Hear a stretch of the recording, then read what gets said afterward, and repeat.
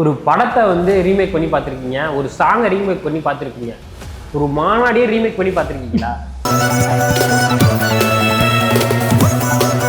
இளைஞர் உதயநிதி அவர்கள் வந்து விஜய் அவர்களுக்கு நிகராக பேசினாரா? இந்நேரம் வந்து விஜய் ஒரு ஸ்பீச்லேருந்து 10 நிமிஷம் பேசினாலும் சரி 50 ஷார்ட்ஸ் கட் பண்ணி போட்டிருக்கலாம். 50 ரீல்ஸ் வந்து லேக்ஸ் கணக்கில் மில்லியன் கணக்கில் தொற்றுருவான்.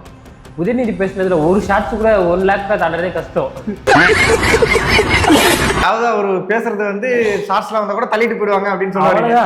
திமுக தொண்டன் படிச்சுட்டு ஒரு அரசியல பண்ணுங்கடா, தலைவனுக்கும் தெரியாது தற்கூரிகளுக்கும் தெரியாது. நல்லா கத்துக்கிட்டாங்க இந்த மாநாட்டுல. திமுக தொண்டனை பார்த்து நல்லா கத்துக்கிட்டாங்க. அது கோட்ரு பாட்டில கையை வச்சுக்கிட்டு துண்டை சுத்துறான் அவ்வளவு வேகமா. கோட்ரு பாட்டு விட மாட்டேன், துண்டு விட மாட்டேங்குது, அவன் மேல ஏறி சுத்துறான். எல்லாம் டேலண்ட். ஸ்டாலினை பாக்குறதுக்கு முட்டி மோதுறாங்களா இல்லையா? மாநாட்டுல ஒரு கோட்ரு வாங்குறதுக்கு ஒயின் ஷாப்ல இளைஞர்கள் முட்டி மோதினதை நம்ம பார்த்தோம். விஜய் அவர்கள் முதல்வராக ஆசைப்படுகிறார். முதல்வர் அவர்கள் விஜயாக ஆசைப்படுகிறான்னு ஒரு மீம் ஒன்று பார்த்தேன். ஆமா, சத்தியமா அப்படிதான் இருந்தது அந்த மாநாடு இருந்தது. அதே மாதிரி சட்டை, அதே மாதிரி பேண்ட், இத்தனை ஸ்டெப்ல இந்த மாதிரி ஒருத்தர் ஒடியாரணும், பூ தரணும். அது பூ தரணும்னு சொல்லியிருக்காங்க. அந்த பூ கொடுக்குறவங்க சொல்லியிருக்காங்க. அந்த பூவை என்ன பண்ணணும்னு சொல்லல, அதை இவர்கிட்ட சொல்லியிருக்கணும்ல. அந்த துண்டு எடுத்து இப்படி மூடினாரு. பாதி மூஞ்சி மூடி ஒண்ணுமே தெரியல போல. அதுக்கப்புறம் இறக்குறாரு. அது விஜய் செல்ஃபி எடுத்து ஒன்று ட்ரெண்டிங் ஆச்சு பார்த்தியா? அது வந்து பலாயிரம் மில்லியன் போயிடுச்சு வியூஸ் இன்ஸ்டாகிராம்ல. அது சொல்லும் போது எனக்கு இன்னொருத்தர் ஞாபகம் வந்துட்டாங்க. டக்குனு திங்க் பண்ணிச்சு எனக்கு.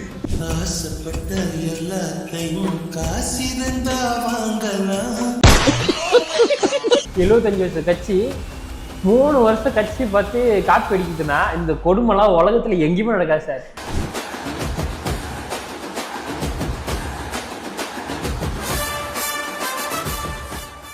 பீச் நேயர்களுக்கும் விஷ்ணுக்கும் வணக்கம். வணக்கம் வணக்கம் விஷ்ணுகுமார். இன்னைக்கு நம்ம வந்து ஒரு விருதுநகர்ல ஒரு விழா நடந்திருக்கு. அதை பத்தி தான் இன்னைக்கு முழுக்க முழுக்க பார்க்க போறோம். திமுகவோட இளைஞரடி மாநாடா? ஆமால, அது மாநாடுல மறந்துட்டேன். 2 நாளா எனக்கு உடம்பு சரியில்லை. அது நெஞ்சு சளி ஃபுல்லா. அந்த நெஞ்சு சளியில சிரிச்சா நெஞ்சு எவ்வளவு எரிச்சலா இருக்கும் தெரியுமா? அப்படி குளிக்க கஷ்டம். அப்படி குளிக்க சிரிக்கிறான் அந்த வழியிலையுமே. அப்படி இருந்து அந்த மாநாடு அவ்வளவு ஒரு காமெடி பண்ணி வச்சிருந்தாங்க மாநாடு. ஆமா அப்பா எனக்கு சிரிச்சு நெஞ்சில செம்மையா வலி எடுத்துக்கிச்சு. ஏன்னா சளி பிடிச்சிருச்சு, உடம்பு சரியில்லை. செம்ம சிரிப்பு, சிரிச்சு வாய் விட்டு சிரித்தாலும் விட்டு போகின்ற மாதிரி லைட்டா நீங்க சரியா இருக்குது. அதுக்கு முதல்வர் முக ஸ்டாலினுக்கு நன்றி சொல்லிக்கிறேன். ஆமா, முக்கியம் ரொம்ப நன்றி தான். ஏன்னா உடல்நிலையே சரி பண்ணிருக்கிறீங்க. ஆமா, விருதுநகர்ல வந்து இளைஞரணி மாநாடு நடந்தது. அதை பத்தின உங்க பார்வை எப்படி இருக்கு? இளைஞரணி மாநாடு அந்த மேடையில, திமுக மேடையில ஒரு இளைஞராவது பாத்தீங்களா நீங்க? இளைஞர் நம்ம முதல்வரே இளைஞர் தானே. கூச்சமே இல்ல சொல்லு.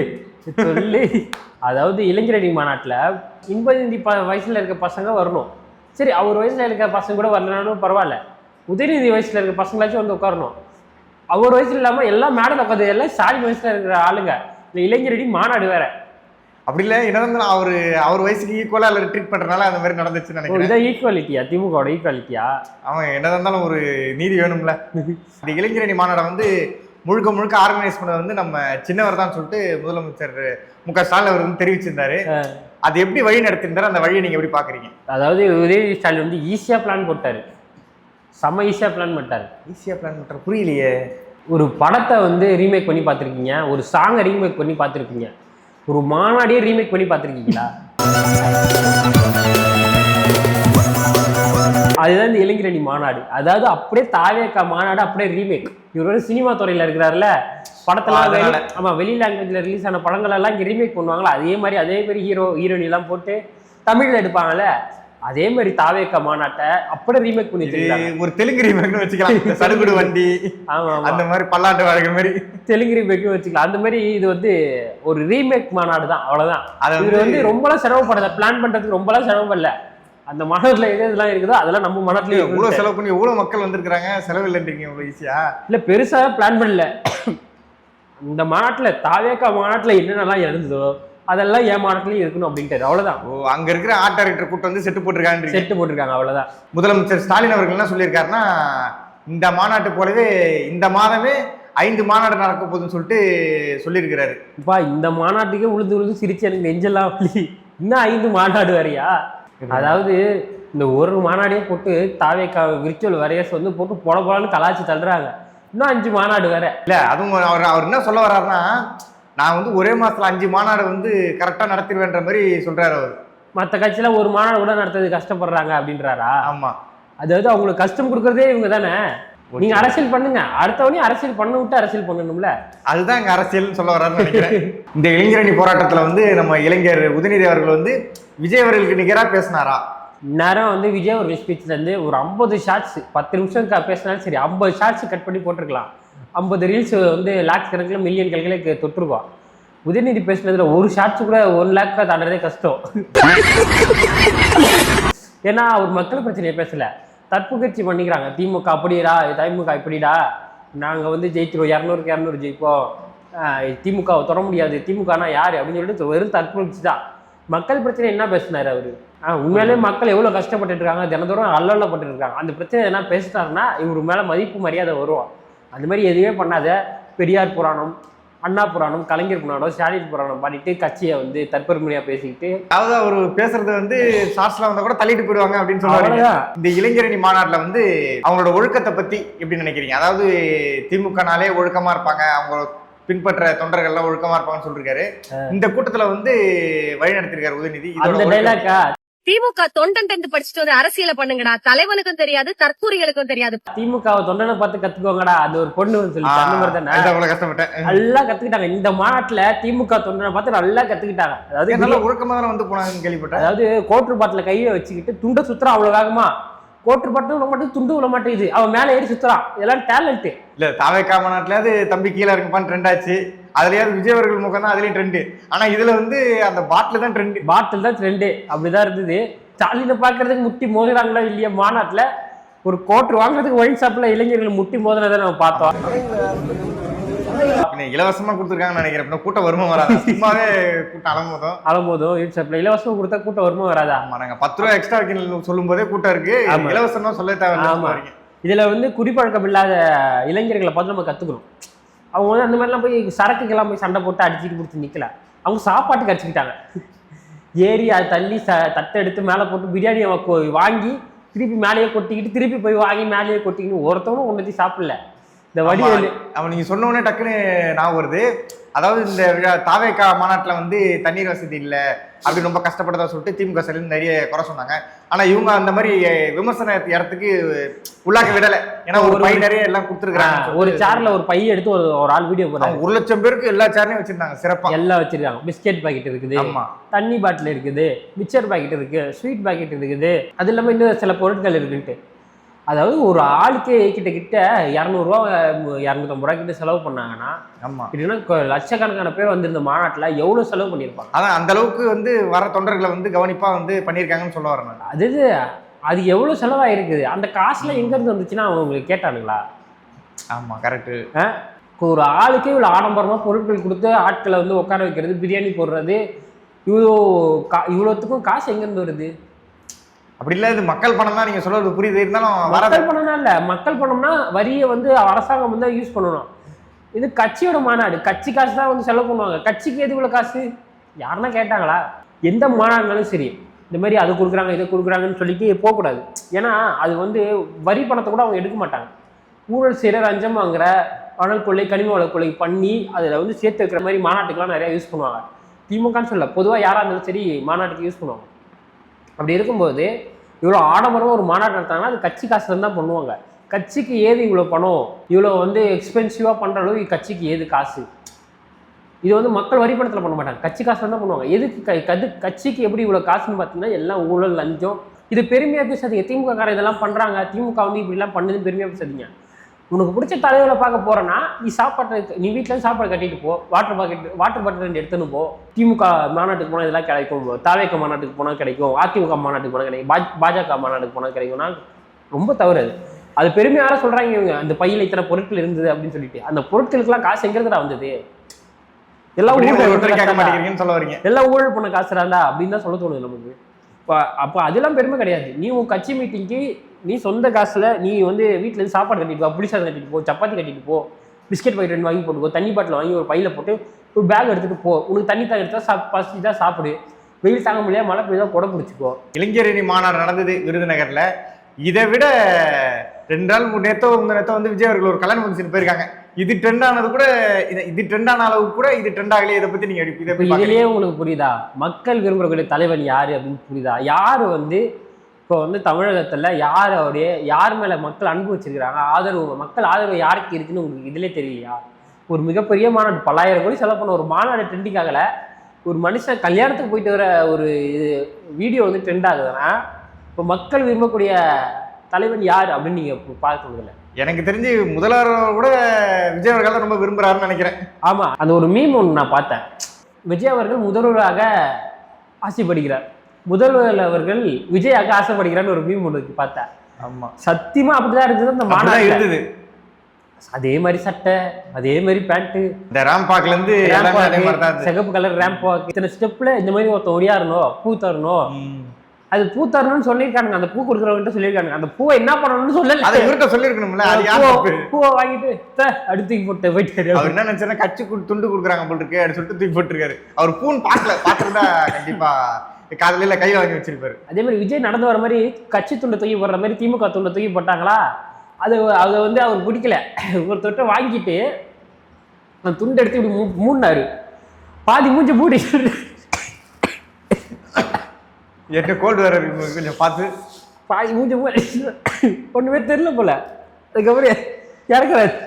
அது விஜய் செல்ஃபி எடுத்து ஒன்று ட்ரெண்டிங் ஆச்சு பார்த்தியா? அது வந்து 10,000 மில்லியன் போயிடுச்சு வியூஸ் இன்ஸ்டாகிராம்ல. அது சொல்லும் போது எனக்கு இன்னொருத்தர் ஞாபகம் வந்துச்சு, டக்குன்னு வந்துச்சு எனக்கு. உதயநிதி கேட்டிருக்காரு, எல்லா விஜய் மாதிரி மட்டும் அப்பா மட்டும் தான் பண்றாரு எல்லாமே. இப்போ இந்த மாநாட்டில் நான் விஜய் மாதிரி பண்றதுக்கு என்ன இருக்கு அப்படின்னா, அப்ப யோசிக்கிறாங்க என்ன பண்ணல. நம்மளுக்கு தான் நடிப்பு வராது, அவர் நடக்க தெரியாது, நம்மளால பேச முடியாது. சரி இருக்கவே இருக்குது, ஒண்ணே இருக்கு, ஒரு செல்ஃபி மட்டும் எடுங்க சார் விஜய் மாதிரி போதும் அப்படின்னு இருக்காங்க. பார்க்கணுமே நீங்கன்ற மாதிரி தான் இருந்தது. அவர் எடுத்து செல்ஃபி எடுக்கிறாரு, ஒருத்தவன் ஏஞ்சிக்கல சார். ஆனா சிக்னல்லாம் காமிச்சாரு அவரு, வீடியோ எடுக்கிறேன் பாருங்கன்னாரு. அப்ப கூட உள்ள ஒரு மன வருத்தமா தான் இருந்தது. இல்ல இங்கேயே இந்த அளவுக்கு சிரிப்புனா வீடியோ தனியா பார்க்கும்போது ரியாக்ஷன் வந்திருக்குன்னு தெரியல. சிரிச்சு எடுத்துட்டேன், அப்படிதான் இருந்தது. இந்த ஒரு மாநாடு நடத்தினாங்கன்னா இந்த திமுக ஆட்சிக்கு வந்து என்ன பண்ணாங்க, இதுக்கப்புறம் என்ன பண்ண போறாங்க, இந்த ஆட்சியில் என்னென்ன மாற்றங்கள் ஏற்பட்டிருக்குது அப்படின்னு எதனா பேசணும். ஒண்ணுமே பேசல சார், ஒண்ணுமே இல்லை. என்ன ட்ரெண்டிங் ஆச்சு? விஜய் மாதிரி இவங்க பண்ணதுதான் ட்ரெண்டிங் ஆச்சு. ஆமா, இப்போ விஜய் மாதிரி மக்கள் மனசுல இடம் பிடிச்சலாம் இவங்க ஆசைப்படுறது தப்பு இல்லை சார். விஜய் மாதிரி மக்கள் செல்வாக்க பெறணும், மக்கள் அன்பு பெறணும், மக்கள் ஆதரவு பெறணும்ட்டு இவங்க ஆசைப்படுறது தப்பு கிடையாது. அதுக்காக விஜய் மாதிரி மக்கள் உண்மையா நேசிக்கணும், விஜய் அவரை நேசிக்கணும், நேசிக்கணும். அது ஒரு விஷயம் இருக்கு. மக்களுக்கு மனசார நல்லது பண்ணணும்னு நினைச்சா அந்த உண்மையான பாசத்தை வந்து அவங்க வந்து அடையலாம். அதை விட்டு அவரை மாதிரியே பண்ணா அந்த மாதிரி மக்கள் நம்மளை வந்து தூக்கி வச்சு கொண்டாடுவாங்கன்னு நினைக்கிறதுனா பைத்தியக்காரத்தனம் தான். இல்லை அட்லீஸ்ட் அவர் மாதிரி ட்ரெஸ் போட்டாலாவது நம்ம முதல்வர் வந்து விஜய் அவர்கள் மாதிரி ஆயிடலாமா அப்படின்னு நினைச்சிருப்பாரு, நம்ம தெரியல. நினைச்சிருப்பாரு பிள்ளைக்கு. 60 வருஷம் கட்சி, ஒரு 3 வருஷம் கட்சி, 75 வருஷம் கட்சிங்க. யாரு 75 வருஷம் கட்சியில 15 மிஸ் பண்ணிட்டீங்க நீங்க. 75 வருஷம் கட்சி 3 வருஷம் கட்சி பார்த்து காப்பி அடிக்குதுன்னா இந்த கொடுமைலாம் உலகத்துல எங்கேயுமே நடக்காது சார். 200 வெல்வோம், வரலாறு படைப்போம், இதை வந்து தொடர்ந்து சொல்லிட்டே இருக்காங்க எல்லா விழாலையும். இந்த இளைஞரணி மாநாட்டிலையும் சொல்லியிருக்காங்க. இவ்வளவு கான்ஃபிடென்ட்டா சொல்றாங்கன்னா அந்த கான்ஃபிடென்ட் உங்களுக்கு அந்த கான்ஃபிடென்ட்டை நீங்க எப்படி பாக்குறீங்க? அவர் வந்து ஒரு கனவு உலகத்துல இருக்காருன்னு நினைக்கிறார். இதோட விஜய் வந்தார், எல்லா மக்களுமே தெளிவா விஜய்க்கு தான் ஓட்டு போடணும்னு நினைக்கிறாங்க. அடித்தட்டு மக்கள்லாம் திமுக மேல அவ்வளோ கோபத்தில் இருக்காங்க. விவசாயிகள், அரசு ஊழியர்கள், தூய்மை பணியாளர்கள் எல்லாம் எந்த ஓட்டும் வாங்காம நீ எப்படி 200 ஜெயிப்ப?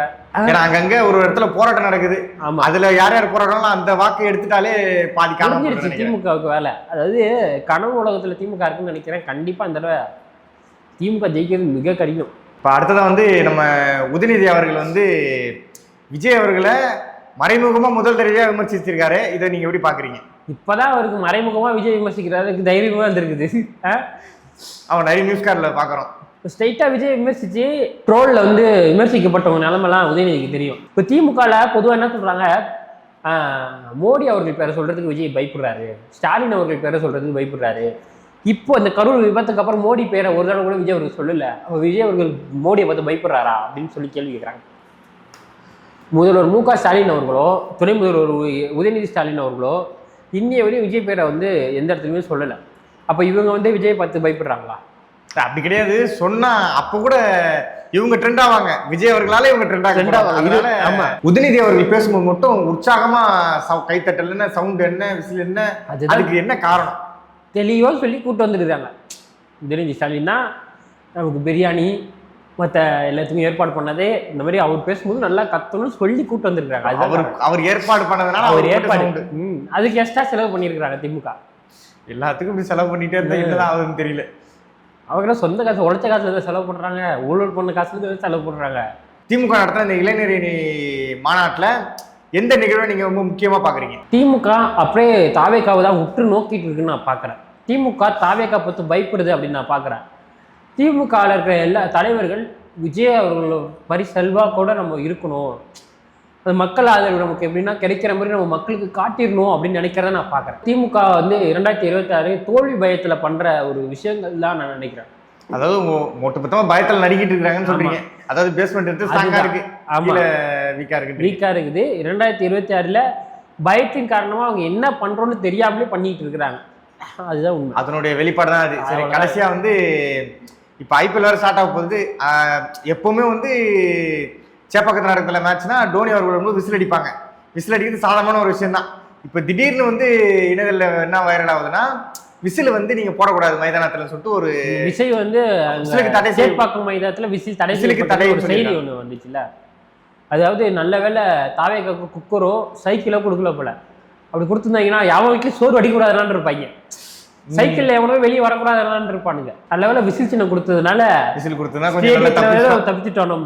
நம்ம வேற எதனா கொடுத்துருந்தா இதுக்கு முன்னாடி சொன்ன மாதிரியே பயத்தின் வெளிப்பாடு தான் இது. இது வந்து திமுக வந்து ஒரு அடக்குமுறை, இவங்களை வந்து அடைக்கிடலாம் உடைக்கலான்ட்டு ஒரு விஷயம் பண்ணும்போது இதுதான் வந்து தாவேக்காவுக்கு வந்து இப்போ விசில் அடித்து கொண்டாடுவாங்க. அப்படி நம்ம கொண்டாடினா நம்ம வந்து கலாய்ப்பாங்க அப்படின்னு சொல்லிட்டு இப்படி பண்ணுறாங்க. இது இன்னுமே வெறுப்பேற்றி, இது இன்னுமே ரசிகர்களுக்கு வெறுப்பாகி என்ன பண்ணுவாங்க, சிஎஸ்கே ரசிகர்கள் என்ன பண்ணுவாங்க, நம்ம சந்தோஷமாக விசில் அடித்து கொண்டாடணும்டா, நம்மளை விசில் அடிக்க விடலை, அப்போ வந்து இவங்களுக்கு ஓட்டு கிடையாதுடா அப்படின்னு சொல்லிட்டு சிஎஸ்கேவானு ஓட்டு பண்ணலாம். என்ன விசில் அடிக்க முடிய கூட எனக்கு உரிமை இல்லை ஜனநாயக நாட்டில் தான். அப்போ விசில் அடிக்க விடுவாருன்னு அப்பதான் வந்து விசில் அடிக்கிறதுக்கு பர்மிஷன் கிடைக்கும். இதே மாதிரி அடுத்த திமுக மாநாடு நடத்தினாங்கன்னா நாங்களாம் அவரோட காத்துட்டு இருக்கோம். குக் வித் கோமாளி ஷோ அடுத்த எபிசோட் மாதிரி அந்த மாதிரி அதே மாதிரி திமுக மாநாடு ஒரு ஸ்ட்ரெஸ் பஸ்டரா தான் எனக்கு இருக்கு. அப்ப காத்திருப்போம். அடுத்த மாநாட்டுல வந்து சந்திப்போம். நன்றி, வணக்கம்.